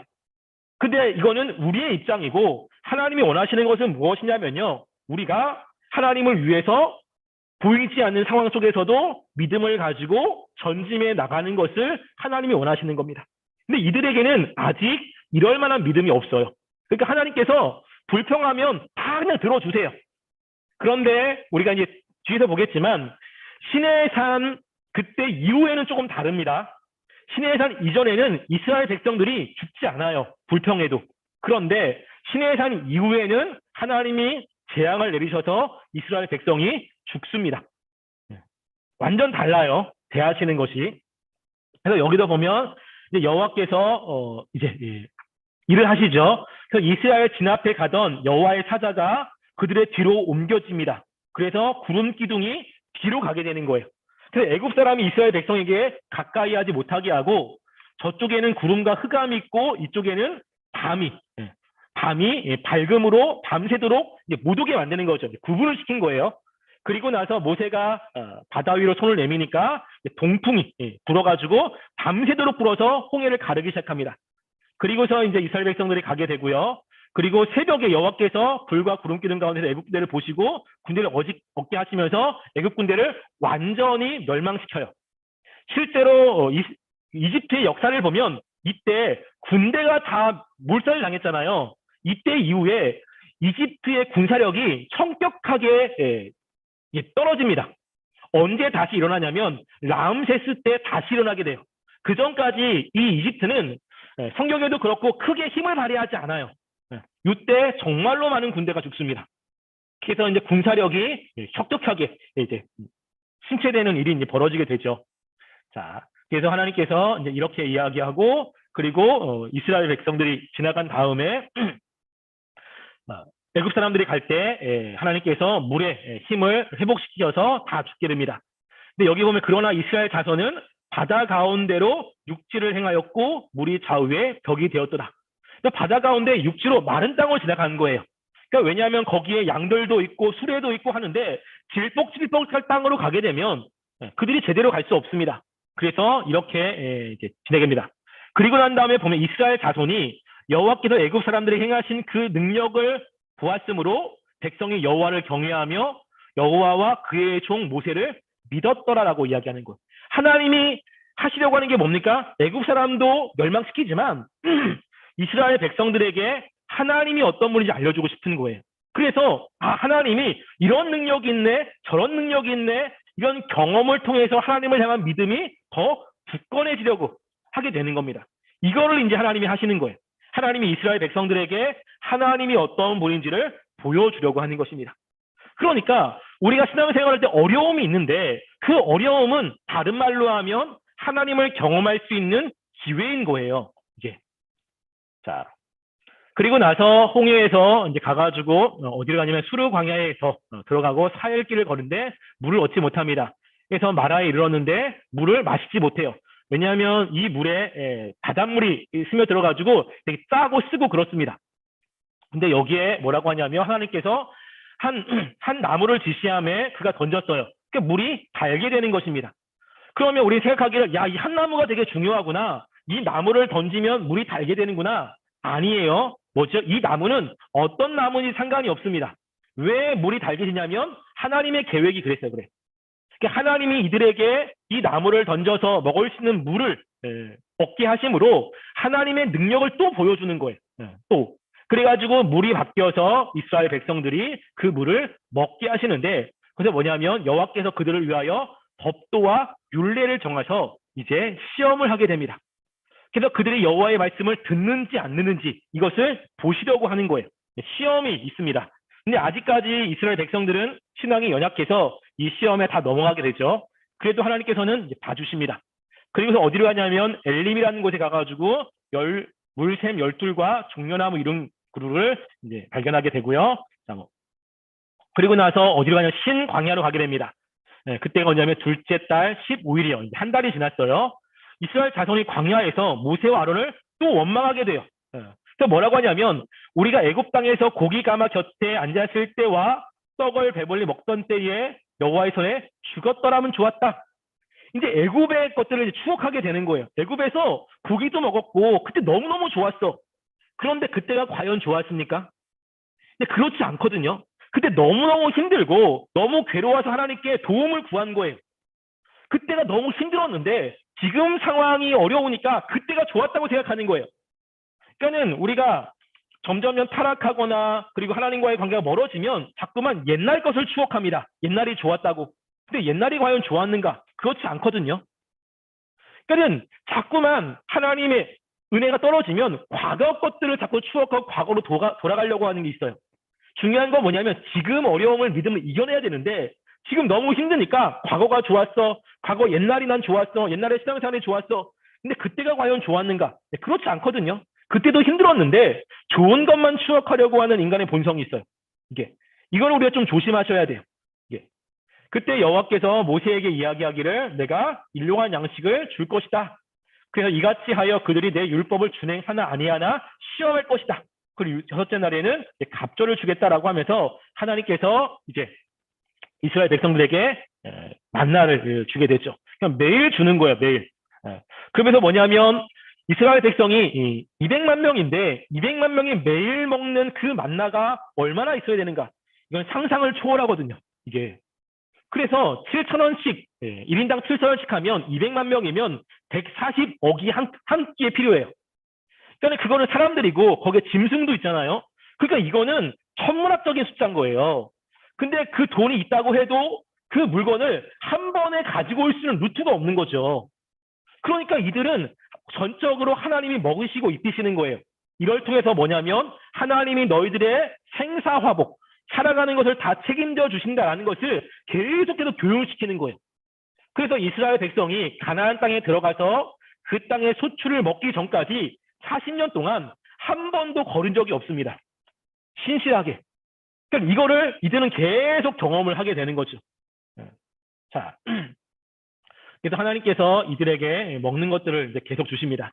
그리고 아침까지 남겨두지 말라고 했는데 남겨둬요. 왜냐면 사람이 그렇잖아요. 한번 해보던 경우 이거 해봤더니 뭐 과연 그럴까? 근데 정말로 하나님 말씀대로 아침까지 남겼더니 벌레가 생깁니다. 그리고 또 이튿날 6일째는 이틀치를 구하고 그리고 안식일날은 하나님께서 만나를 주지 않는다고 했는데 어떤 사람이 있어요? 7째 날에 백성 중 어떤 사람들이 거두러 나간 사람들이 있어요. 꼭 이런 사람들이 있잖아요. 말 듣지 않는 사람들. 꼭 있습니다. 여기도. 가보니까 아니에요. 그러면서 뭐냐면 하나님이 말씀한 대로 하나님은 하신다라는 것을 삶으로 경험하게 되는 거예요. 그러니까 우리의 신앙도 그거 되게 중요합니다. 뭐냐면 말씀을 안다. 이게 내일 제가 이제 전신갑주를 이제 하게 될 텐데 말씀을 안다고 우리가 사는 것이 아닙니다. 이게 알아도 우리가 살아가는 것은 뭐냐면요. 우리의 습관이 바뀌어야 되고 인격이 바뀌어야 되는 거예요. 인격이 바뀌지 않고 습관이 바뀌지 않으면 우리는 말씀대로 절대 살 수가 없습니다. 그래서 하나님께서 우리에게 역사를 하고 하나님의 백성을 만들 때 우리의 인격과 습관을 바뀔 수 있는 상황을 만드세요. 상황을. 그것 때문에 힘들어하고 그것 때문에 때로는 원망도 하고 불평도 하고 힘들어하면서 그 가운데 하나님을 경험하게 합니다. 그러면서 우리의 모난 부분들, 신앙이 없는 것들을 조금씩 변화를 시키세요. 하나님이 이스라엘 백성들이 하시는 것 가운데 하나가 이겁니다. 그러니까는 나가지 말라고 했는데 또 나가요. 근데 안 주는 거예요. 그러면 이스라엘 백성들은 하나님이 말씀하면 그대로 지키는구나. 그 다음부터는 아마 6일째에 나간 사람이 아무도 없을 것입니다. 자, 그러면서 이제 이것을 모세에게 이르기를 대대후손에 간직하라. 잊어버리면 안 되는 거예요. 꼭 이것을 기억하셔서 왜냐하면 이제 이스라엘 백성들이 가나안 땅에 들어가면 자기들이 농사를 져가지고 먹거든요. 그럴 때 자신들이 광야에서 하나님의 은혜로 먹었다는 것을 잊어버리면 자꾸만 그 가나안 땅에서도 눈에 보이는 사람들을 의지하게 되는 거예요. 그런데 광야에서 자신들이 먹는 것들이 아무것도 없었을 때 하나님이 자기들을 먹이셨다라고 한다면 가나안 땅 안에서도 먹을 것이 없을 때 하나님을 믿는 신앙으로 그들이 하나님을 잘 신뢰하며 살아갈 수 있기 때문에 눈에 보이는 기념할 수 있는 것을 가지고 그것들을 잊지 말라고 이야기를 합니다. 그래서 40년 동안 이들이 만나를 먹었어요. 근데 여호수아 5장 12절에 보면 땅의 소산물을 먹은 다음 날에 만나가 그쳤습니다. 그래서 이스라엘 자손이 다시는 만나를 얻지 못해요. 우리가 이것도 생각할 것이 있습니다. 뭐냐면요. 이 만나는 광야 40년 동안만 주신 거예요. 가나안 땅에 들어가면 만나가 없어요. 그러니까 하나님이 우리들에게 무엇인가 주실 때 그 기간 동안만 주시는 거예요. 그 기간이 끝나면 하나님은 다른 것들을 주십니다. 근데 우리 인간은 익숙한 것이 되게 좋아요. 하나님 예전에 했던 거 그거 주세요. 예전에 만나 주세요. 하는데 하나님이 그때 했던 것을 다시 안 줄 수도 있습니다. 상황이 바뀌고 우리의 생활하는 것들이 바뀌면 하나님은 다른 것을 통해서 우리를 이끌어 가시는 거예요. 그래서 예전에 하나님이 나에게 주셨다. 그러면 그것만을 가지고 자꾸만 그것만 달라고 그러면 안 됩니다. 그거는 하나님이 그 기간 동안에 나에게 필요하기 때문에 그 기간 동안 주신 거고요. 새로운 상황이 되고 내가 더 성숙하면 또는 다른 것들을 하나님께서 나에게 주세요. 근데 그럴 때 방법은 동일합니다. 뭐냐면 말씀을 통해서 깨닫게 하시는 방법은 동일하지만 하나님이 하시는 일하시는 상황들, 사람들은 달라질 수 있는 것이에요. 그래서 이스라엘 백성들이 가나안 땅에 들어가서는 다시는 만나를 먹지 못합니다. 이게 이때만 주시는 특별한 은혜인 겁니다. 이것을 일반화시키면 안 되는 거예요. 이 만나를 나중에 뭐라고 이야기합니까? 떡이신 예수님을 이야기하죠. 그러니까 예수님이 뭐면 말씀이잖아요. 말씀을 가지고 살아가는 삶과 연관이 되어 있습니다. 이게. 자, 그래서 신명기에 보면 하나님께서 이렇게 하신 이유가 있어요. 자, 이스라엘 백성들이 광야에서 이렇게 만나를 먹게 하신 것은 뭐냐면 사람이 떡으로만 사는 것이 아니고 하나님의 입에서 나오는 모든 말씀으로 사는 것이다라고 하는 거예요. 하나님 말씀하면 된다는 거죠. 그래서 사람이 떡으로 산다. 그러니까 우리가 뭘 해가지고 우리가 물질적인 가지고 사는 것이 아니라 하나님이 우리들에게 말씀하시면 된다는 것을 이야기하고요. 요한복음 6장에 보면 너희 조상들은 광야에서 만나를 먹어서도 죽었거니와 하늘에서 내려오는 떡, 그게 뭐냐면 예수 그리스도를 이야기합니다. 그래서 우리는 예수 그리스도 안에 있으면 이스라엘 백성들이 만나를 통해서 살아가는 그런 영양분을 공급한 것처럼 우리가 영적으로 주님과의 관계를 맺으면 하나님으로부터 우리는 영적인 힘을 공급받게 돼요. 그래서 그것이 우리를 살아갈 수 있는 원동력이 되고 소망이 되고 희망이 되는 것입니다. 그래서 힘들고 괴로울 때 어디로 가냐면 주님께로 가고 하나님의 은혜를 경험하면 다시 한번 우리 마음 가운데 열정과 소망을 가지며 살아갈 수 있는 힘이 생기는 것입니다. 이게. 그래서 만나를 그렇게 이야기하고 있고요. 그리고 이스라엘 백성들이 르비딤에서 갔는데 마실 물이 없습니다. 르비딤은 이런 곳이에요. 골짜기. 이런 곳에 무슨 물이 있겠습니까? 물이 없으니까 또다시 이제 원망을 하죠. 그때 이제 모세가 하나님께 또 기도해가지고 이제 목을 추리게 해서 물을 주게 됩니다. 그래서 모세가 이제 지팡이로 반석을 치니까, 근데 반석이 뭐냐면 그 반석이에요. 그 반석을 치니 물이 나옵니다. 그 반석이 뭐냐면 하나님이 말씀하신 그 반석이에요.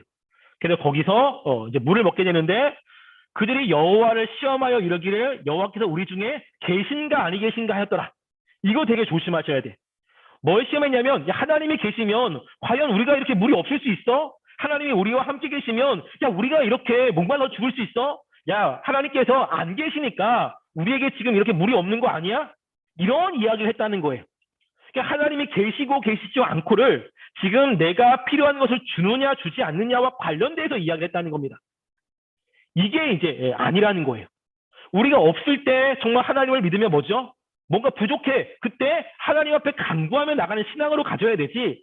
하나님이 정말 계시면 이거 주세요. 하나님이 정말 나를 사랑하시면 이거 주세요. 이것은 하나님을 시험하는 것과 관련되어 있다는 것입니다. 이거 하지 말아야 되는 것 중에 하나예요. 자, 그래서 하나님께서 모세를 통해서 반석을 치니까 물이 나오겠고요. 이 반석은 곧 그리스도다. 고린도서 10장 4절. 그리고 이 생수의 샘이 뭐냐면 성령을 가르칩니다. 이것들은 이제 나중에 설명하겠습니다. 그리고 난 다음에 뭐가 있냐면 아말렉 사람들과 싸움을 하게 됩니다. 그래서 아말렉 사람들이 어떻게 싸우냐면 이스라엘 백성들이 쭉 가잖아요. 그냥 뒤에 있는 사람들을 치는 거예요. 대충 뒤에 있는 사람들은 노인이나 어린아이나 약자잖아요. 치고 빠지고 하는 것을 계속한 거예요. 게릴라전. 그래가지고 이제 이 아말렉 군대와 이제 싸우게 되는 거죠. 모세와 여호수아에게 이야기하기를 우리를 위하여 사람을 택해서 아말렉 사람과 싸우라. 내일 내가 하나님의 지팡이를 손에 들고 산꼭대기에서 싸우겠다라고 해서 모세가 이제 여기서 보는 겁니다. 그냥 밑에 싸우는 광경들이 다 보이는 거예요. 모세는. 그리고 여호수아는 지금 아말렉 군대가 싸우는 겁니다. 근데 밑에서 여호수아가 싸우는데 모세가 위에서 기도를 해요. 손을 들면 이스라엘이 이기고 손을 내리면 아말렉 사람이 이기는 거예요. 그러니까는 이게 계속 손을 들고 있는 것입니다. 그러니까 지금 자기가 손을 들면 이스라엘 백성이 이기는 게 보여요, 눈에. 근데 내리면 지잖아요. 그러니까 모세가 얼마나 들고 싶겠습니까? 근데 한계가 이제 도달한 거죠. 자꾸만 내려오는 거예요. 그럼 내려오면 이스라엘 백성이 죽어나가는 게 보이니까 더 들고 싶은데 안 되는 겁니다. 그때 뭐가 필요하죠? 도움의 손길이 필요한 거예요. 이 도움의 손길. 나 혼자 안 되니까 같이 누군가가 도와주는 사람이 필요한 거예요. 아론과 훌이 계속 들고 있어가지고 결국에는 이기게 됩니다. 여호수아가 싸우는 거는 별 의미가 없는 것 같잖아요. 싸움에 이기고 지는 것이 누구한테 있어요? 모세에게 있어요.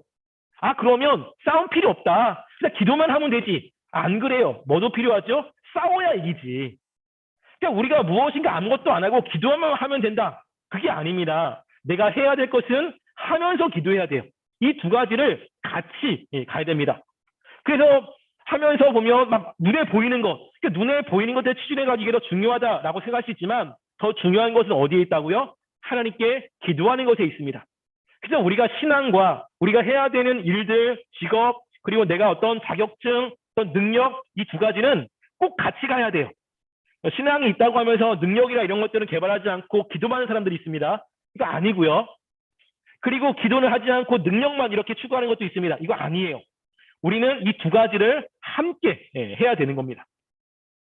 자, 그래서 여호와께서 모세에게 이야기합니다. 이것을 책에 기록해라. 왜냐하면 굉장히 중요하기 때문에 그렇죠. 여호수아의 귀에 외워두리라. 왜냐하면 여호수아가 앞으로 가나안 땅에 들어가서 싸움을 해야 되기 때문에 이것을 꼭 기억해야 돼요. 하나님께서 아말렉 사람들을 이제 없이 한다고 그러고 여기에 제단을 샀습니다. 여호와 니시라고 하죠. 여호와 니시라고 하는 것은 여호와는 나의 깃발이다라는 뜻입니다. 그래서 나중에 여호수아가 베들레에서 싸움에 졌을 때 다시 싸움을 하잖아요. 그때 단창을 들고 있어요. 유언을 기억하고 있는 거예요. 계속 들고 이 싸움을 철저하게 하나님께 의지하는 것들을 그때 이제 하게 됩니다. 우리도 되게 중요해요. 이런 것들, 기도하는 것들은.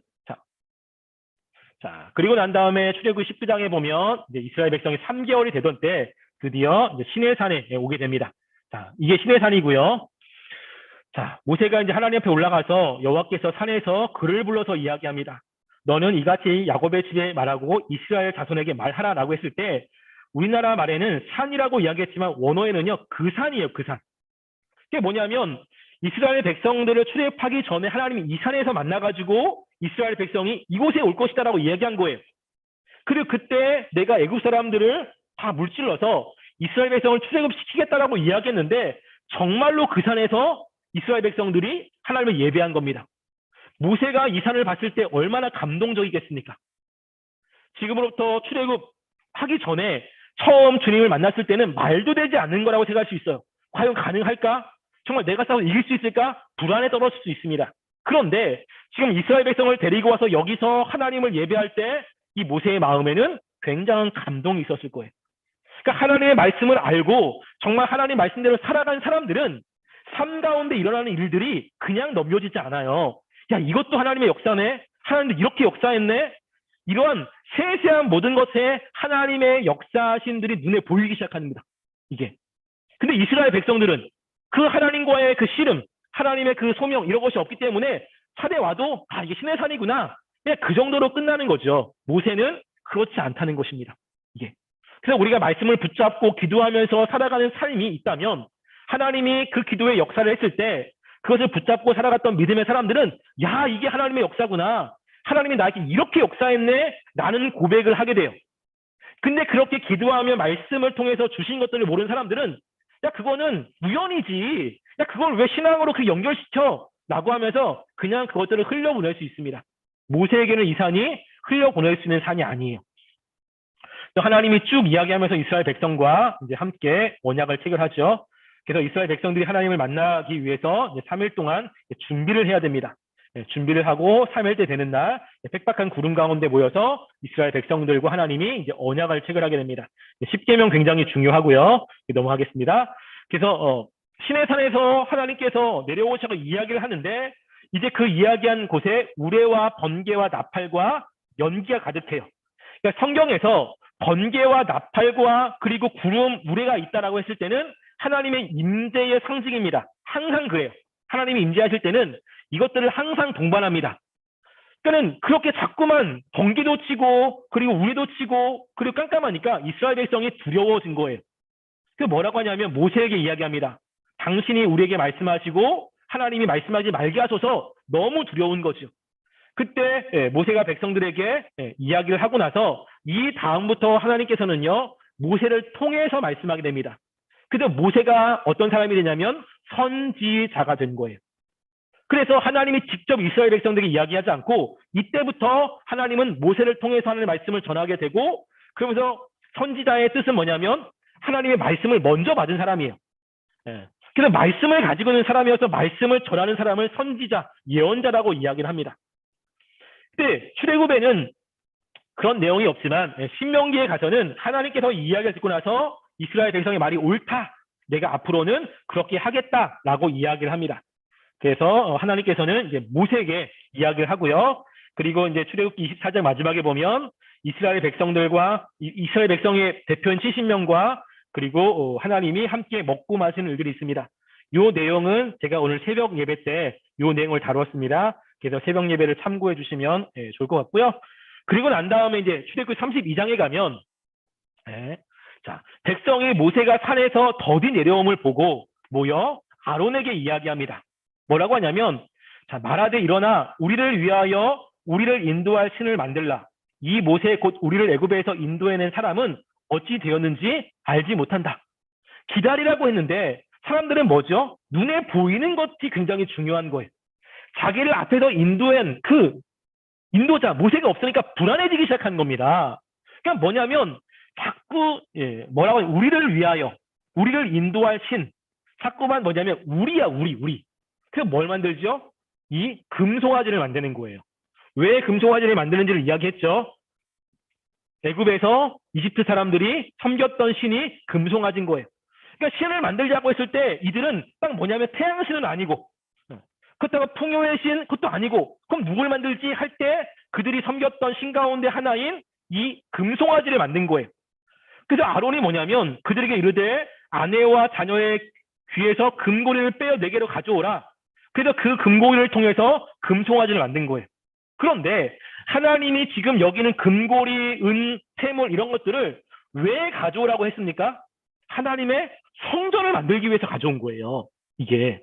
그런데 하나님이 원래 의도는 이것을 가지고 성전을 만들려고 했는데 이들은 뭘 만듭니까? 금송아지를 만들고 있는 거예요. 다른 것에 쓰고 있는 것입니다. 이거 조심해야 돼요. 우리가 하나님이 우리에게 주시는 것들은 하나님께서 하나님의 나라와 주의 일과 관련돼 쓰라고 하는데 자꾸만 우리가 이걸 가지고 우상을 자꾸만 만들어내요. 우리의 어떠한 탐욕 그리고 우리를 위해서 뭔가를 자꾸만 씁니다. 우리가 쓰는 것이 다 나쁜 것은 아닌데 하나님의 것은 하나님께 드리는 것이 있어야 되는 것도 없이 자꾸만 우리를 위해서 모든 것을 다 쓰는 것이 문제가 되고 있는 겁니다. 그래서 왜 자꾸만 이러죠? 눈에 보이는 것이 중요한 거예요. 그래서 여호와께서 모세에게 이야기합니다. 그러니까 모세는 몰라요. 근데 누구는 보고 있습니까? 하나님은 다 보고 있는 거예요. 그러니까 모세와 얘기하는 가운데 하나님은 이스라엘 백성이 하고 있는 것을 다 보고 난 다음에 모세에게 이야기하기를 뭐라고 하냐면 이 백성을 보니 목이 뻣뻣한 백성이다라고 이야기합니다. 이전에 우리가 출애굽기 20장부터 24절에 보면 이제 언약 체결을 하는데 이스라엘 백성이 뭐라고 했냐면 하나님의 계명과 하나님의 말씀을 이스라엘 백성에게 자세하게 이야기할 때 우리가 그 계명들을 다 지키겠습니다라고 이들은 명확하게 이야기를 했어요. 그러면 그 계명을 지켜야 되는데 40일도 되지 않게 이들은 우상을 만들고 있는 거예요. 하나님의 그 계명을 지키지 않고 있는 것입니다. 하나님이 보니까 목이 뻣뻣한 백성이에요. 그런지 뭐라고 하냐면 내가 하는 대로 두라. 내가 그들에게 진노하여 그들을 진멸하고 너로 큰 나라가 되게 하리라. 하나님의 계획이 뭡니까? 큰 나라예요. 그래서 그들을 진멸하겠다라고 이야기합니다. 하나님이 화가 나신 거죠. 근데 모세가 뭐라고 하냐면 하나님께 이렇게 이야기합니다. 주의 종 아브라함과 이삭과 이스라엘을 기억하소서. 그들에게 맹세하신 대로 하나님께 하신다고 하지 않았습니까? 뭘 이야기하죠? 언약이요, 언약. 하나님은 언약을 굉장히 중요하게 합니다. 그래서 모세가 하나님 그들이 불쌍합니다. 하나님 그들이 긍휼히 여겨주세요. 이렇게 얘기하지 않고요. 하나님이 그동안 아브라함과 이삭과 이스라엘에게 언약하신 거 있지 않습니까? 하나님 지금 이렇게 하신 것은 그냥 이스라엘 백성을 위해서 한 것이 아니라 하나님의 언약으로 인해서 이들을 인도한 거 아니겠습니까? 라고 이야기하면서 하나님이 이야기할 때 뭘 이야기하냐면 언약을 이야기하는 거예요. 그래서 언약이 굉장히 중요한 것입니다. 만약 언약이 없다면 하나님은 이 모세의 말을 듣지 않습니다.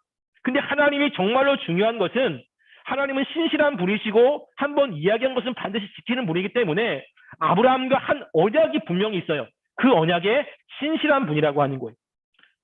그래서 여호와께서 뜻을 돌이키사 말씀하신 화를 그 백성에게 내리지 않습니다. 자, 그래서 모세가 이제 산에서 내려오죠. 이제 두 판을 가져옵니다. 그러니까는 진에 가까이 이르니까 그 송아지와 그 춤추는 것을 보고 크게 놀래요. 그 손에서 그 판을 던져가지고 이제 깨버립니다. 모세가 그들이 만든 송아지를 가져다가 불살르고 가루를 만들어서 이스라엘 자손에게 마시게 하고요. 모세가 진문에 서가지고 이제 이야기를 하는 거예요. 누구든지 여호와의 편에 있는 자는 내게로 나아오라 하매 레위 자손이 다 함께 모여 그들에게 가는지라. 레위 자손이 모세의 말대로 그 이스라엘 백성을 죽이게 됩니다. 얼마나 죽이냐면 3,000명 가량을 죽여요. 여기서 이제 레위 자손이 회복이 됩니다. 이게 뭐냐면 그 야곱 당시 때 세겜 지역에서 세겜 추장과 언약을 했는데 그 세겜 사람들이 할례를 행할 때 르우벤과 시므온과 레위가 각을 죽이잖아요. 그것 때문에 이제 창세기 49장에 야곱이 그 르우벤과 레위에게 저주를 퍼부어요. 너희는 폭력의 도구다. 내가 너희들에게 하는 것에 관여하지 않겠다. 이렇게 저주를 퍼붓습니다. 그래서 그 저주가 이어지다가 여기에서 보면 어떻게 되죠? 모세가 레위 사람에게 그가 오늘 너희에게 복을 내리리라 라고 한 거예요. 레위 사람이 이때 하나님 편에 서가지고 하나님을 위해서 일을 한 다음에 레위 자손들이 이제 회복이 되기 시작합니다. 그리고 레위 자손은 하나님을 위해서 일하는 자손으로 이제 따로 구분이 되는 일들이 벌어지게 돼요.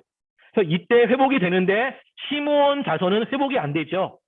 그래서 이제 가나안 땅에 들어갔을 때 시므온 자손은 유다의 땅 가운데 일부를 차지하게 되고요.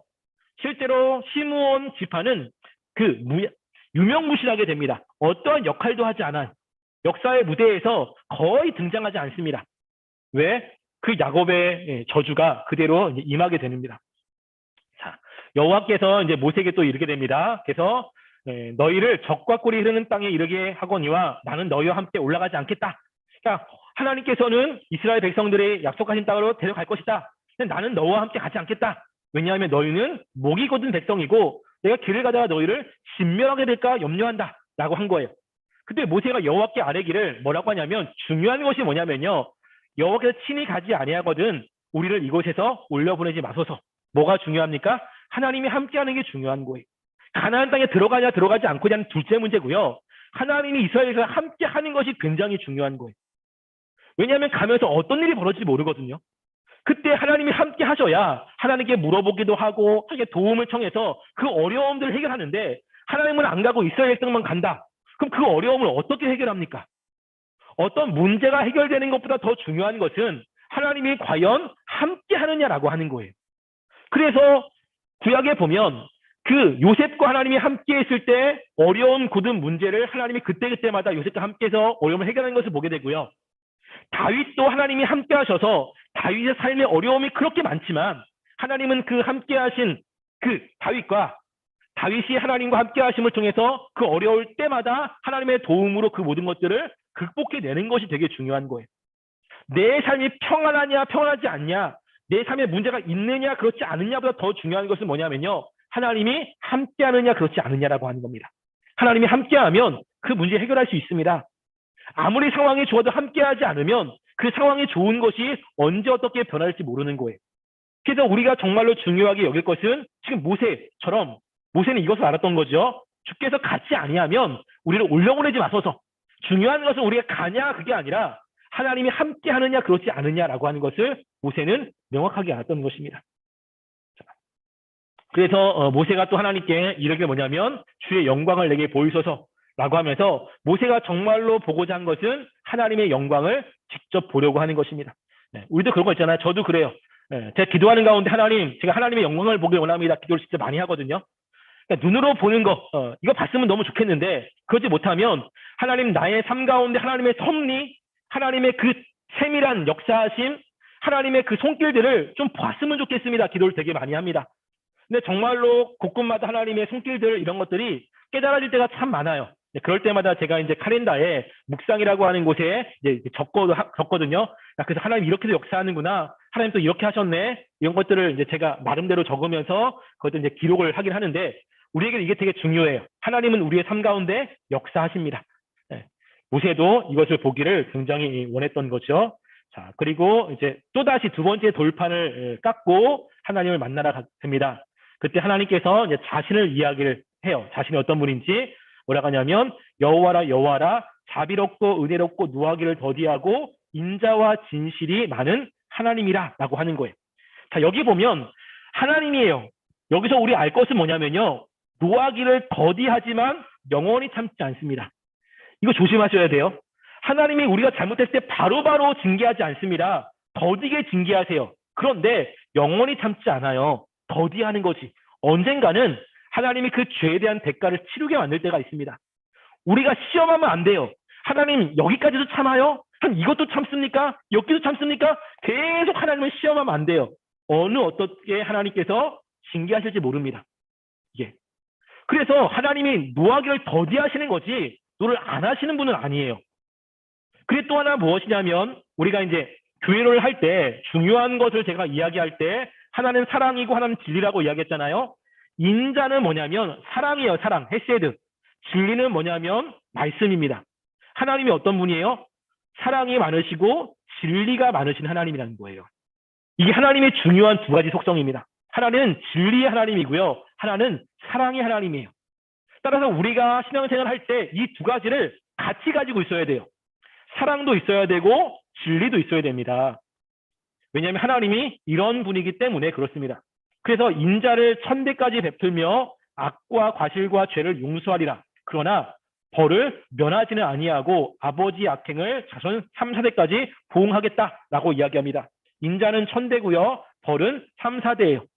왜냐하면 이 축복은 저도 끝이가 없어요. 그런데 벌은 3, 4대 정도 가면 이제 더 이상 줄 벌이 없어요. 그래서 여기 보면 하나님께서 뭐라고 하냐면 벌과 관련되어 있습니다. 왜냐하면 영원히 참는 분은 아니에요.